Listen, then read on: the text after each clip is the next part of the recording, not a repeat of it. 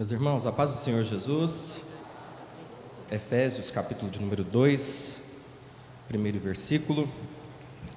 Enquanto você localiza aí, eu quero louvar a Deus por essa oportunidade, tributar a Ele toda a honra, toda a glória e todo o louvor, agradecer aos nossos pastores também. O texto nos diz assim: e vos vivificou, estando vós mortos em ofensas e pecados. Vocês podem repetir uma vez, todos juntos? Vamos lá? E vos...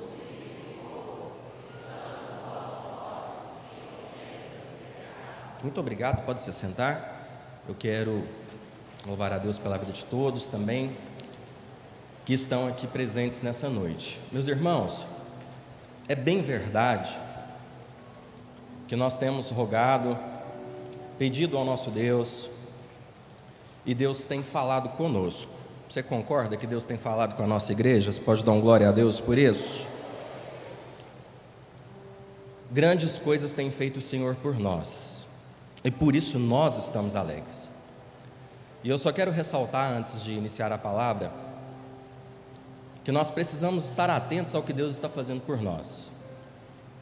Existem países em que a igreja evangélica acabou, porque eles serviam a Deus, mas não se preocupavam com as suas crianças. Eu repito a vocês, Deus está fazendo grandes coisas por nós. O nosso desejo é que Jesus Cristo volte hoje, mas se Ele não voltar, nós vamos passar. Mas está sendo formada uma geração que vai servir melhor que nós, que vai adorar melhor que nós, que vão estar mais preparados que nós. O nome do Senhor vai ser engrandecido aqui até que Ele volte. O Senhor tem feito grandes coisas por nós. Nós precisamos de celebrar, de alegrar e de estar atentos ao que Ele tem feito por nós. Eu fiquei muito feliz ontem. Eu acredito que o mais feliz, pastora Meire. Não, é porque eles vão vir para mim. Então, eu acho, pastora, que a minha alegria foi um pouquinho maior que a da senhora. Eles têm prazo de validade lá e daqui a pouco eles passam para cá. Glória a Deus. Deus continua usando a nossa pastora e o Ministério Fama Kids. Queridos, palavra do Senhor, escrita por Paulo aos Efésios. Quero falar um pouquinho com vocês antes do contexto, até que nós cheguemos aqui no capítulo de número 2. A palavra do Senhor nos diz que Paulo esteve em Éfeso uma rápida passagem, e ele deixou ali Áquila e Priscila, e ele se ausentou dali. Isso aconteceu na sua segunda viagem missionária, está lá em Atos 18, do 18 ao 21, que diz: e Paulo, ficando ali ainda muitos dias, despediu-se dos seus irmãos e dali navegou para a Síria, e com ele Priscila e Áquila, e chegou a Éfeso, os deixou ali, mas ele, entrando na sinagoga, disputava com os judeus, rogando-lhes eles que Paulo ficasse mais algum tempo. Não conveio nisso, antes Paulo se despediu deles e partiu de Éfeso. Áquila e Priscila permaneceram ali. Depois, Paulo volta novamente. Isso está em Atos, lá no capítulo de número 20, salvo engano, próximo slide para a gente. E Paulo então fica ali. Não, pode voltar, isso, pode deixar nisso daí. Paulo então, na sua terceira viagem missionária, Paulo chega em Éfeso e ele fica ali por 3 anos. Ele esteve ali por 3 anos. A palavra do Senhor nos diz que esse tempo, as pessoas daquela cidade, eles adoravam a deusa Diana nesse tempo. E com a palavra do Senhor pregada naquele lugar, Paulo começou a ter muitos inimigos ali. Nesse templo, eram feitas imagens, pericalhos, que eram vendidas às pessoas. Ali também era um grande centro, e as pessoas vinham até ali e adquiriam essas imagens dessa deusa que era adorada nesse templo. E então, depois de Paulo começar a pregar a palavra do Senhor, onde a verdade é pregada, sempre algo acontece e as pessoas tendo seus olhos abertos pela verdade que era pregada por ele, aquelas pessoas começaram a ter prejuízo em relação às imagens que eles fabricavam. Então Paulo foi expulso dali, Paulo teve que sair dali. Ele esteve ali então por 3 anos. E depois, já preso, Paulo, e agora sim eu acho que é o próximo slide depois desse, Paulo preso então escreve uma carta a essa igreja, na qual ele passou na sua segunda viagem missionária, na qual ele teve ali plantando aquela igreja, depois esteve ali ele mesmo pastoreando ela por 3 anos, e então ele escreve uma carta para aquela igreja, e a palavra nos diz, por essa causa, o próprio Paulo dizendo, no capítulo 3 de Efésios, ele diz: eu sou prisioneiro de Jesus Cristo por vós, os gentios. Então, quando Paulo escreve essa carta tem um contexto um pouco diferente das outras que Paulo escreveu, porque as outras cartas que Paulo escreveu, ele escreveu para tratar de problemas locais das igrejas, como as cartas escritas aos Coríntios. Ele escreveu para tratar de problemas locais. Mas nessa circunstância em específico, ele escreve a eles, mas ele escreve uma carta para toda a igreja de Jesus Cristo sobre a face da terra. Ele escreve a carta direcionada a eles, mas é bem verdade que essa carta, ela engloba a todos nós, e nós aprendemos nessa carta como que Deus idealizou a igreja e como que nós, a igreja, devemos nos portar em relação aos homens. Então, quando nós vamos estudar o capítulo 1, capítulo 2 e o capítulo de número 3, e nós aprendemos como Deus idealizou a igreja, a gente não pode deixar de colocar em prática o que nos é aplicado nos capítulos 4, 5 e 6, porque isso é requerido de nós. Então, nós aprendemos como Deus edificou a igreja, mas no capítulo 4, 5 e 6 tem alguns requerimentos para nós como igreja sua. E não vai dar para a gente falar de tudo dentro do tempo que nós temos, mas eu quero pelo menos pontuar que nos capítulos 4, 5 e 6 nos é requerido andar como é digno da vocação como que nós fomos chamados. Viver em justiça e santidade, andar em amor. E nos relacionamentos familiares e pessoais, mulheres, sejam ajudadoras dos seus maridos, os maridos amem as suas esposas como Cristo amou a igreja, os filhos devem honrar aos pais, os servos obedecer aos seus senhores, os seus patrões tratar os seus servos com humanidade e com dignidade. Não vai dar tempo de nós falarmos detalhadamente a respeito disso, então eu já quero começar logo no capítulo 1, no verso de número 3, quando Paulo diz aos Efésios: bendito o Deus e Pai de nosso Senhor Jesus Cristo, o qual nos abençoou com todas as bênçãos espirituais nos lugares celestiais em Cristo. Paulo então começa a dizer para nós, para a igreja do Senhor, que por estarmos em Cristo, por estar em Cristo, nós temos bênçãos. Por estar em Cristo, nós não seremos abençoados, mas nós já fomos abençoados. Nos versículos 4, 5 e 6, Paulo diz que por estar em Cristo, nós fomos escolhidos. Por estar em Cristo, nós fomos adotados. Por estar em Cristo, nós também fomos reconciliados e fomos feitos agradáveis a Ele. No verso de número 7, Paulo diz que nós fomos perdoados e que nós temos a redenção pelo sangue. Essa redenção, a primeiro momento, ela nos livra da culpa do pecado, ela nos livra do peso do pecado. Mas essa redenção também futuramente nos fará estar completamente afastados do pecado quando Cristo buscar a sua igreja e nós estivermos com Ele nos céus. Essa redenção por enquanto é uma parte, mas ela será completa quando Cristo levar então a sua igreja. Remidos A palavra pela graça, essa palavra também significa mandar embora. Originalmente, seu significado literal, o fardo do pecado. Quando nós nos arrependemos e nós nos voltamos para Cristo, ele é mandado embora. Nós não vivemos mais com o peso do fardo do pecado sobre os nossos ombros. Agora nós podemos levantar as nossas mãos, e não só as nossas mãos, mas também os nossos corações, e dizer: louvado e engrandecido seja o nome do Senhor.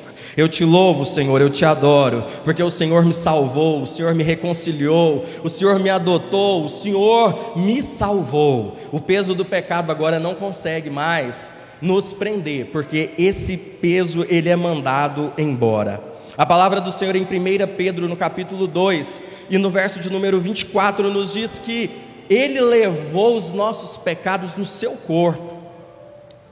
Ele levou os nossos pecados no seu corpo, naquela cruz, no madeiro, a fim de que nós morrêssemos para os nossos pecados e vivêssemos para a justiça, e por suas feridas, pelas feridas de Jesus, nós fomos curados. Se você entrou nessa noite aqui com algum tipo de enfermidade, algum tipo de doença na sua alma causado pelo pecado, eu quero te dizer: receba a cura em nome de Jesus, porque os nossos pecados Jesus levou quando ele foi sacrificado naquela cruz, e tem sido tão ressaltado aqui desde o início do culto. Através do seu sacrifício ele levou os nossos pecados, e por isso nós somos curados. A palavra de Deus nos diz que o jugo de Jesus ele é suave, e que o seu fardo é leve. Por estarmos em Cristo Jesus, nós temos liberdade, tranquilidade para adorar o seu nome. No versículo de número 9 ainda: pela sua bondade nos é descoberto o mistério da sua vontade. Nós podemos descobrir então, no verso de número 9, que o que ele tem designado para nós nos é revelado, e só pelo Espírito Santo de Deus nós temos essa revelação. Se você não sabia, eu quero te dizer: você faz parte de um projeto eterno.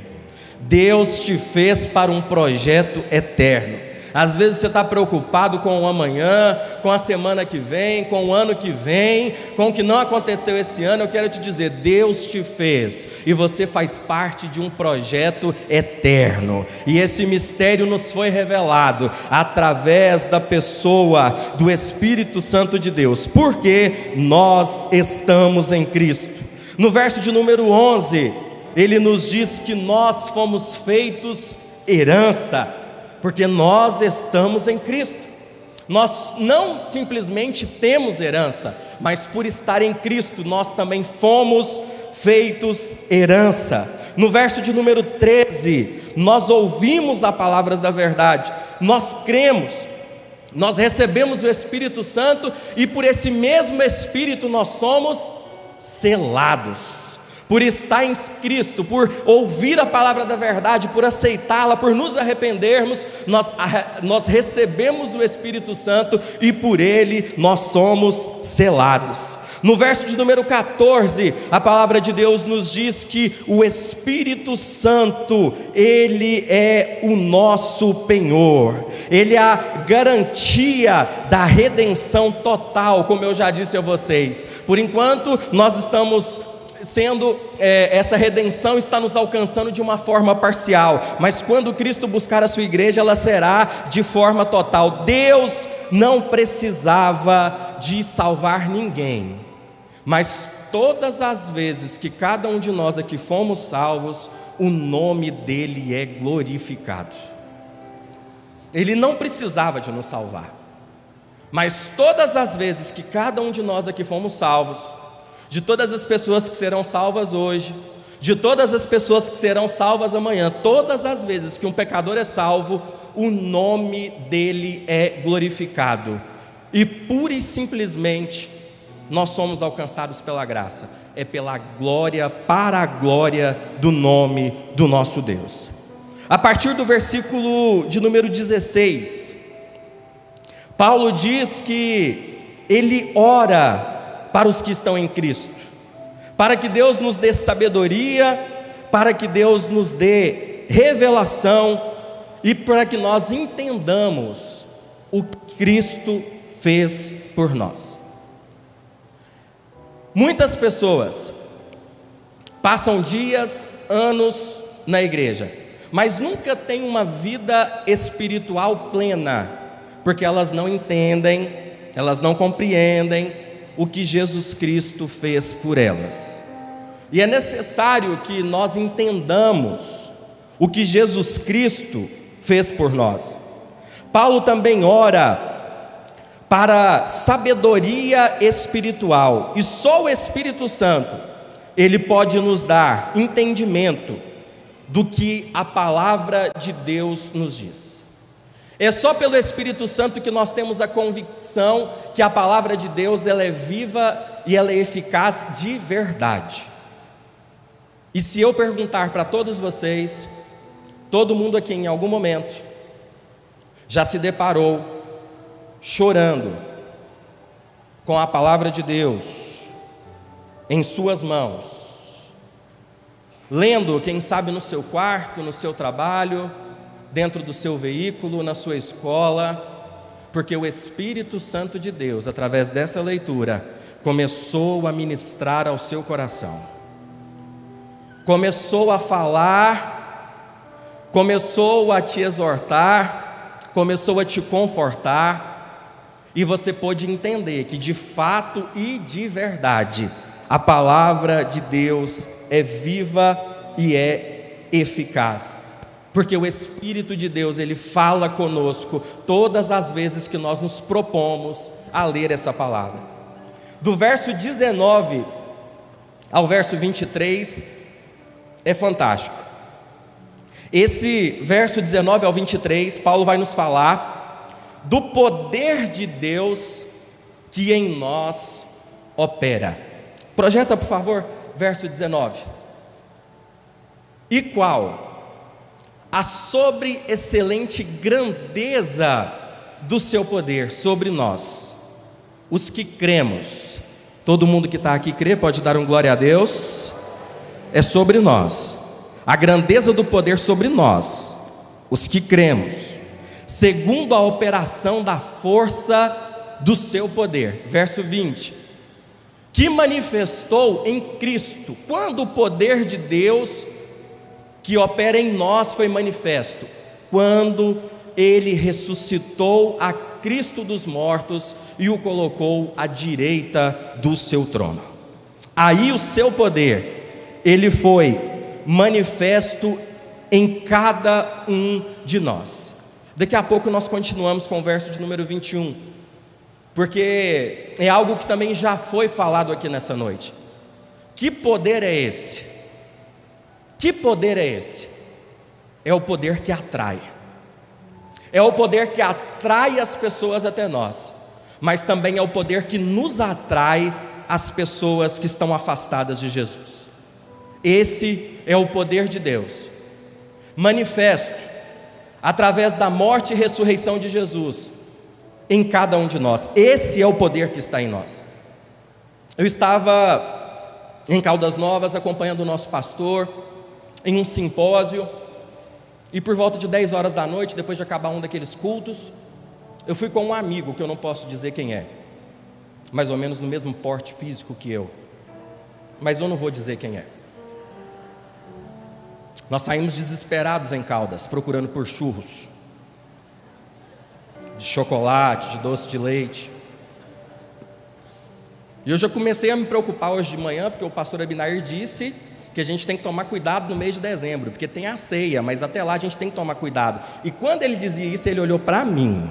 Eu não sei se foi o Espírito Santo que me direcionou, que ele tocou em mim. Você percebeu, Pablo? Eu acho que ele olhou para mim. O Pablo estava ali, tinha uns meninos aqui, eles estavam aqui. Você percebeu, Bruno? Eu senti, eu preciso tomar cuidado. Eu já lembrei logo disso. Parar de ficar procurando churros 10 horas da noite. Mas a verdade é que esse poder que em nós opera, esse poder atrai. E nós estávamos ali chegando naquela praça, ali no centro de Caldas, e uma mulher com um carrinho de bebê me abordou e disse assim: você é pastor? Eu disse: sim, sou. Ela disse: por favor, ora pelo meu filho. Eu já não tenho mais jeito, minha vida já não faz mais sentido, para mim não, mas ora pelo meu filho. Eu comecei a conversar com ela, a pastora Gisélia, a Vanessa, o pastor Lucas, entreguei, misericórdia, entreguei o cidadão que estava comigo. Chamei eles, chegaram lá e nós começamos a conversar com ela, nós começamos a falar, e aquela mulher começou a chorar ali naquela praça, 10 horas da noite, e ela dizia: minha vida não tem mais jeito, para mim não tem mais recurso, para mim não tem mais solução, mas ora pelo meu filho, que pelo menos se ele se salvar, já está tudo certo. E eu glorifiquei a Deus pelo poder que em nós opera, que o poder atrai. A gente não estava ali só para comer churros, não. A gente estava ali para que 2 preciosas almas fossem salvas. E aquela mulher com aquele bebê ali, levantou a sua mão e ela recebeu a Jesus como seu único e suficiente Salvador. O poder de Deus que está em nós, Ele atrai. O Samuel estava no shopping há 2 semanas, um dos nossos adolescentes, está na transição para a juventude. Oh meu Deus, meu coração fica apertado, mas vai meu filho, Deus te abençoa, seja próspero. Samuel estava no shopping, um rapaz se aproximou dele e falou assim: eu preciso de um carregador emprestado.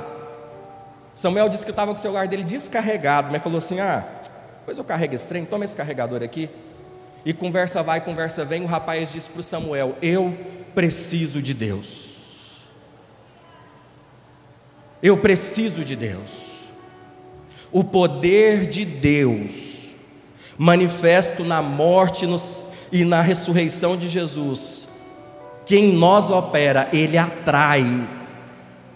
O Samuel convidou ele para estar na igreja aqui domingo passado. Ele veio aqui, foi um dos primeiros a se render a Jesus Cristo como um único e suficiente Salvador da sua vida. O poder de Deus que em nós opera atrai. A Roberta saiu da vigília. Cadê a Roberta, a esposa do pastor Nielsen? Cadê? Está aqui. Saiu da vigília um pouco mais cedo. Perdoa-me denunciar você para o pastor, tá? Mas agora já era. Ele ficou sabendo. Mas era por um propósito também. Ela saiu mais cedo, estava com os 2 filhos, com a Nathalie e com o Natan, passando por algumas ruas aqui nessa região, né, Roberta? Encontrou uma mulher caída no chão, sem conseguir se levantar. Meus irmãos, se não é o poder do Espírito Santo que em nós opera, como ela mesma testemunhou, quem que para atender uma pessoa numa circunstância dessa? Meia-noite. Ninguém para. Mas o poder de Deus que em nós opera, Ele faz com que nós não tenhamos medo, receio de nada. E ela parou sozinha, com 2 filhos adolescentes, ajudou aquela mulher a se levantar. Aquela mulher estava drogada, não sabia onde estava. Trouxe ela aqui para a igreja. Conversa vai, conversa vem. O que aconteceu? Eu fui criada na Espanha, eu era ministra de louvor, eu me afastei dos caminhos do Senhor, eu vim para o Brasil, eu moro com meu irmão, eu comecei a trabalhar numa empresa que eu não sei nem onde que eu não sei onde eu estou. Fomos para uma confraternização de funcionários. Chegando lá eu pedi um refrigerante, eles me deram alguma coisa, eles me drogaram, eles me largaram na rua, eu não sei onde eu estou. Pedi ajuda na rua, passou um motoqueiro, tentou abusar de mim. Eu estou desesperada, e no meu desespero, mesmo drogada, eu orei e eu falei: Jesus, o Senhor vai me deixar morrer aqui? Eu não dou conta nem de me levantar do chão. O Senhor vai deixar me machucarem? O Senhor vai me deixar morrer aqui? Ela estava drogada, ela estava alcoolizada, e Deus mandou a sua filha e falou: é por aqui, é nessa rua. Não, não é nessa, é nessa. Vira aqui, está ali, precisa, está precisando. E eu coloquei você para resgatá-la. Colocou no carro, trouxe para cá. nós a levamos para casa, e conversando com ela, ela disse: eu preciso e eu vou voltar para Jesus, porque mesmo drogada quando eu estou, Ele ouviu a minha oração. O poder de Deus, quem nós opera, Ele atrai. Ele atrai. As pessoas estão vindo para a igreja por passar na porta da igreja e serem atraídas pelo poder de Deus. É assim que as coisas estão acontecendo. Esse poder manifesto nos diz que Paulo diz, verso 21, por favor. Meu Deus, o tempo. Eu encerro aqui, verso 21 do capítulo 1. Aliás, coloca aquele slide, coloca o último slide, tá falando esse versículo, vai para o último. Diz assim: Cristo foi colocado acima de todo principado, de todo poder, de toda potestade, domínio, de todo nome que se nomeia, não só nesse século, mas também no século vindouro. Capítulo 6, verso 12 diz que a nossa luta, ela não é contra a carne e nem contra o sangue, mas é contra os principados. Deixa eu te dizer uma coisa, para quem está em Cristo, Cristo já está acima de todo principado. A nossa luta é contra as potestades, mas se você está em Cristo, eu quero te dizer, lute tranquilo, porque Cristo já está acima de toda potestade. A nossa luta é contra os príncipes das trevas deste século. Deixe-me te dizer, se você está em Cristo, lute tranquilo, porque Cristo já está acima de todo nome que se nomeia neste século, mas também no século vindouro. Para nós que estamos em Cristo, nós não lutamos por uma vitória, nós lutamos em uma posição de vitória, porque Cristo já está acima de tudo.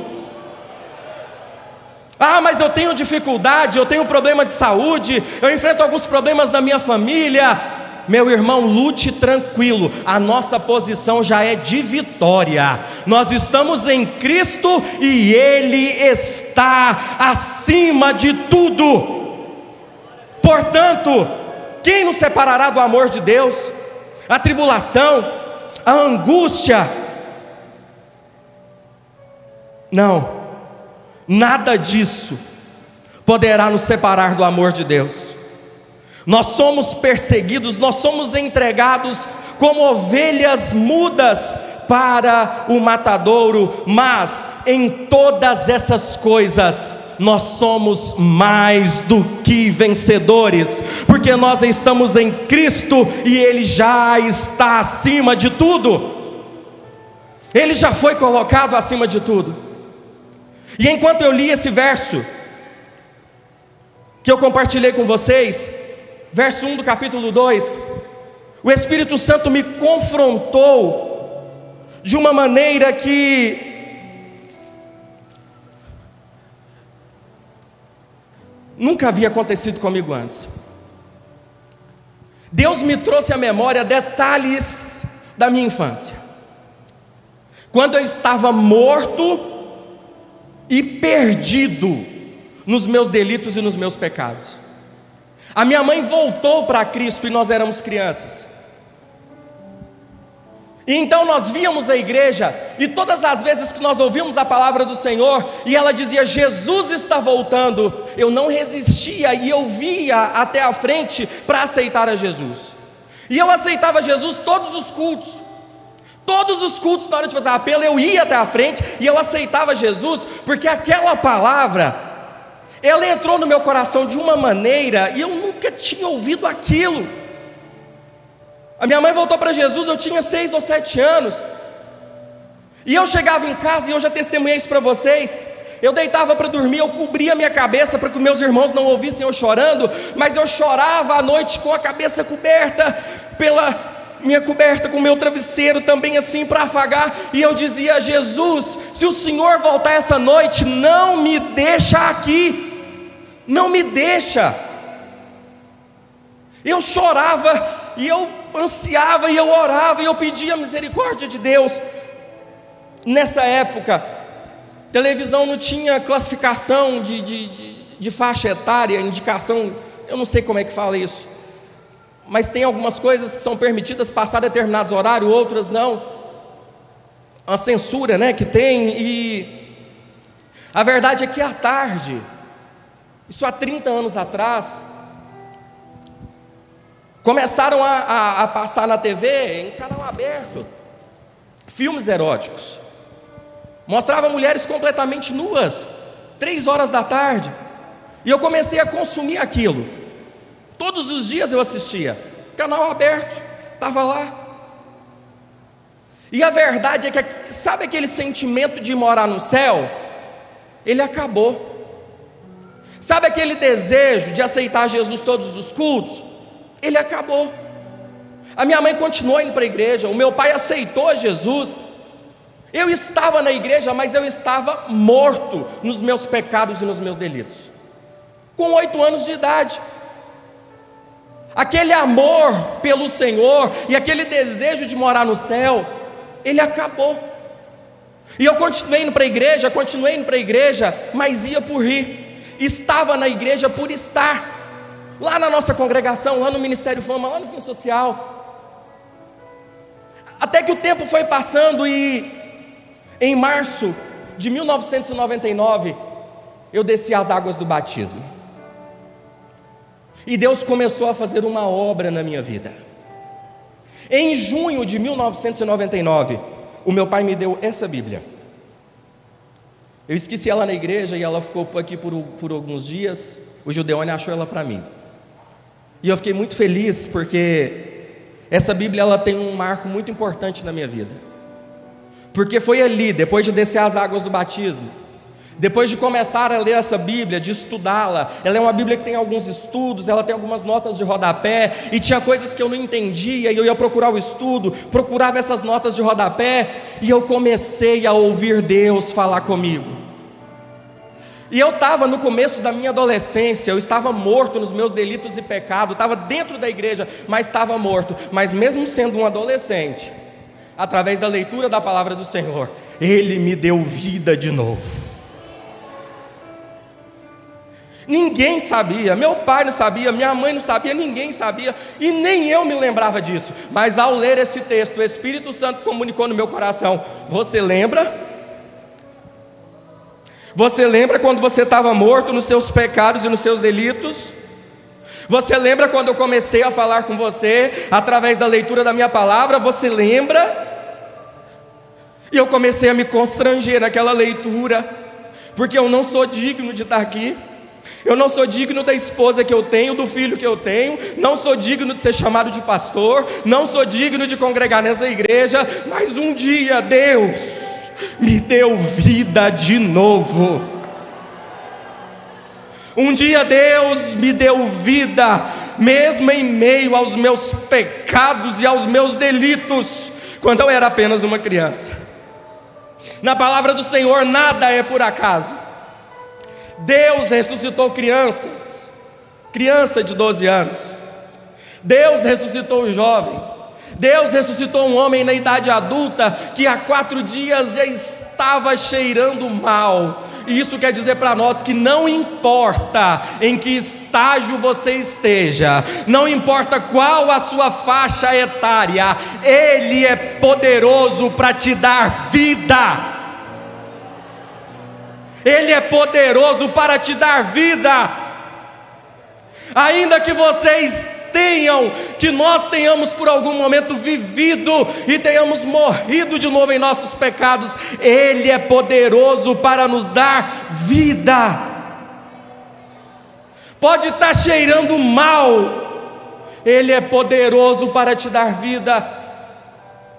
Quem aqui já foi vivificado e pode dar um glória a Deus? Quem já recebeu vida de novo e pode adorar o nome dEle, pode bendizê-lo, pode agradecê-lo. Ele é maravilhoso.